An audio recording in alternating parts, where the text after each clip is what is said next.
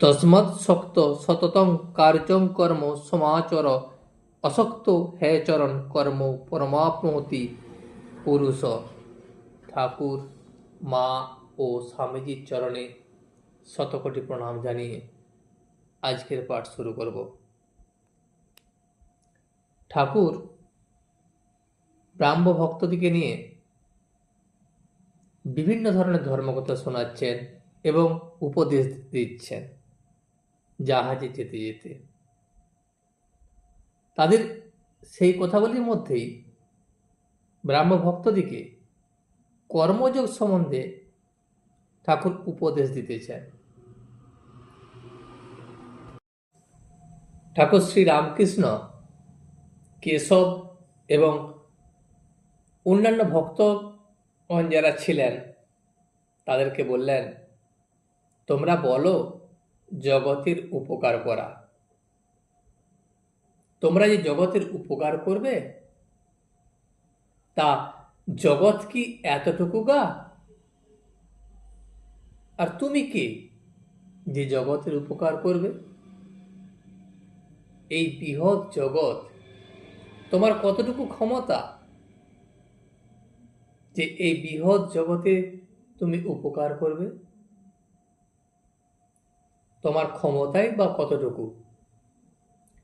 তাকে সাধনের দ্বারা সাক্ষাৎ করো, আগে ঈশ্বর লাভ করো, তার সাধনা করো, তাকে জানো।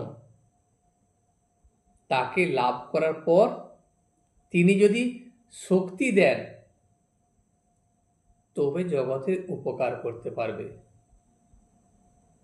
তবেই সকল জীবের হিত করতে পারো, নচেত নয়।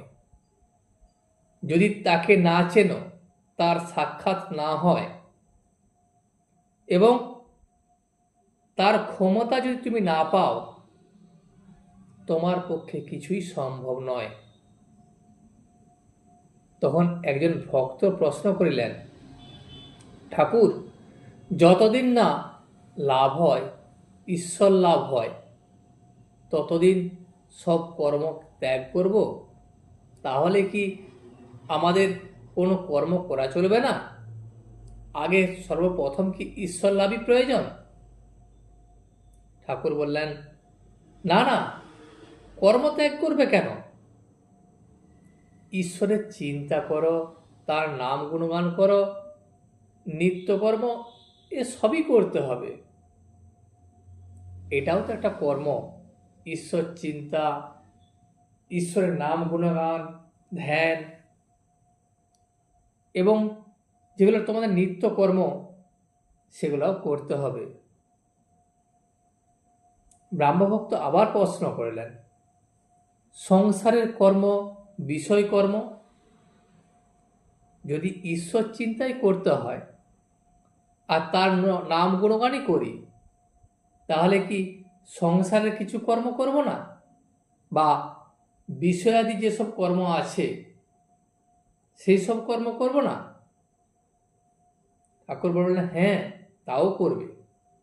সংসার যাত্রার জন্য যেটুকু দরকার সেটুকুই করবে, কিন্তু কেঁদে নির্জনে তার কাছে প্রার্থনা করতে হবে যাতে ওই কর্মগুলি নিষ্কামভাবে করা যায়। তুমি সংসারের জন্য যে কর্মটা করছো, সেই কর্ম যেমন নিষ্কাম হয় এবং বিষয়কর্ম যা করছো তাও যেমন নিষ্কাম হয়, এবং ঈশ্বরের কাছে শুধু প্রার্থনা দরকার যে, হে ঈশ্বর, আমি যা কর্ম করছি সেই কর্ম যেমন আমার নিষ্কাম হয়। আর বলবে, হে ঈশ্বর, আমার বিষয় কর্ম কমিয়ে দাও। কেননা ঠাকুর দেখছি যে বেশি কর্ম জুটলে তোমায় ভুলে যায়।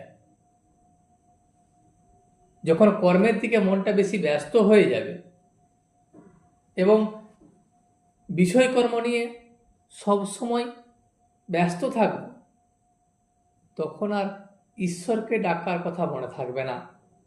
তুমি তখন ঈশ্বরকে ভুলে যাবে। সেই জন্য ঈশ্বরের কাছেই প্রার্থনা করো যেন তিনি এই বিষয়কর্মটা কমিয়ে দেন। মনে করছি নিষ্কাম কর্ম করছি, কিন্তু সকাম হয়ে পড়ে। হয়তো মনে মনে ভাবছো যে আমি আমার কর্মের মধ্যে কোনো কামনা থাকবে না, কিন্তু কামনা কোথা থেকে এসে পড়ে তুমি তা বুঝতে পারবে না। হয়তো দান সদাব্রত বেশি করতে গিয়ে লোকমান্য হয়ে পড়ে।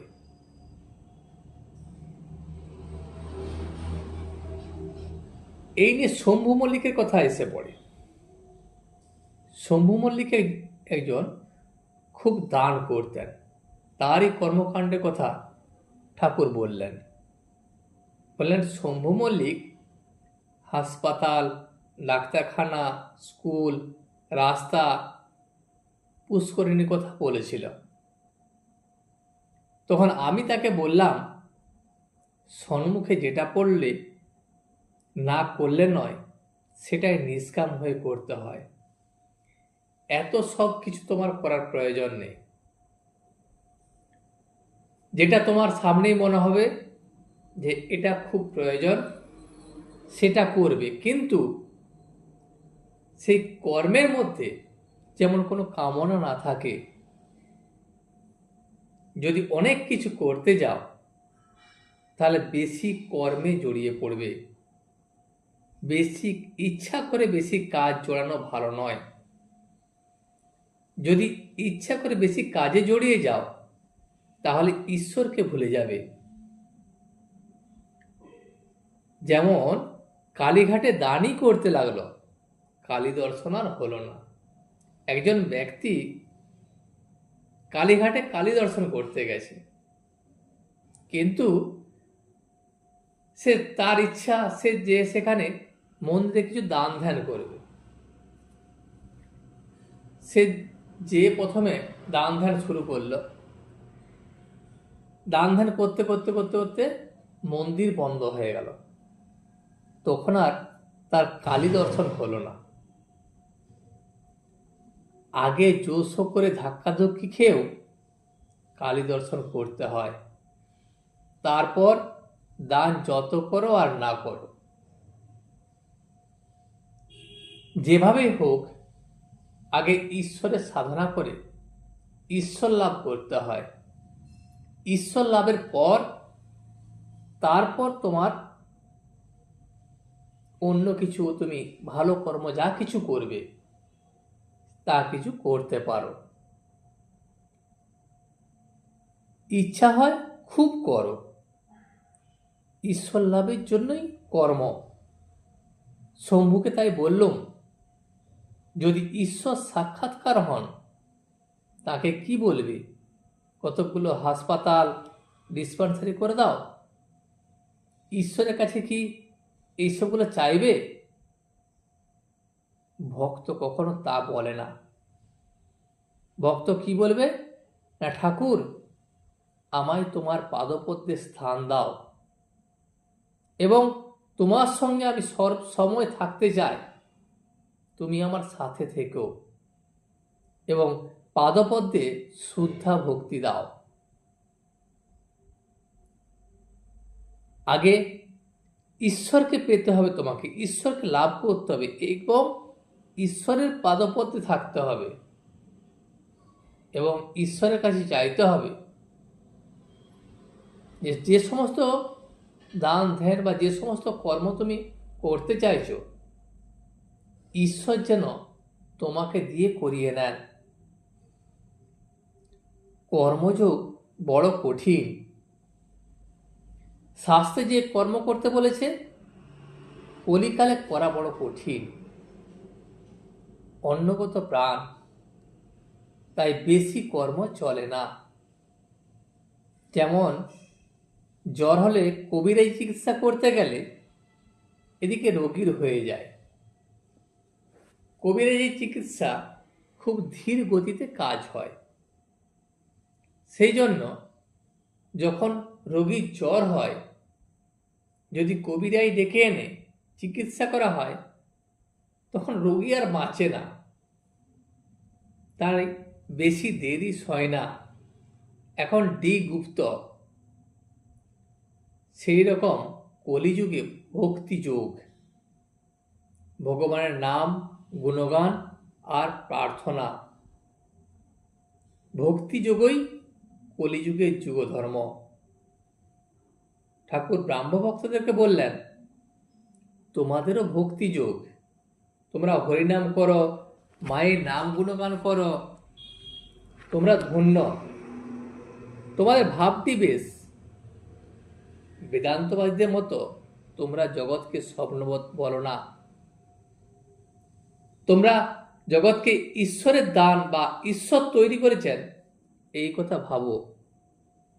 অরূপ ব্রহ্মজ্ঞানী তোমরা নও, তোমরা ভক্ত, তোমরা ঈশ্বরকে ব্যক্তি বলো, এও বেশ, সব ঠিক আছে। তোমরা ভক্ত, ব্যাকুল হয়ে ডাকলে তাকে অবশ্যই পাবে।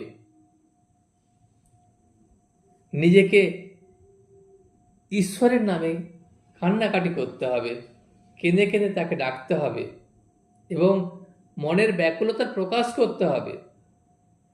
ভেতর থেকে ব্যাকুল হয়ে যদি তাকে ডাকো, সে না এসে থাকতে পারবে না, অবশ্যই তোমাকে দেখা দেবে।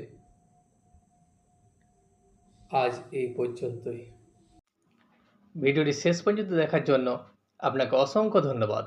ভিডিওটি যদি আপনার ভালো লেগে থাকে তাহলে একটা লাইক, কমেন্ট এবং বন্ধুর সাথে শেয়ার করে দেবেন।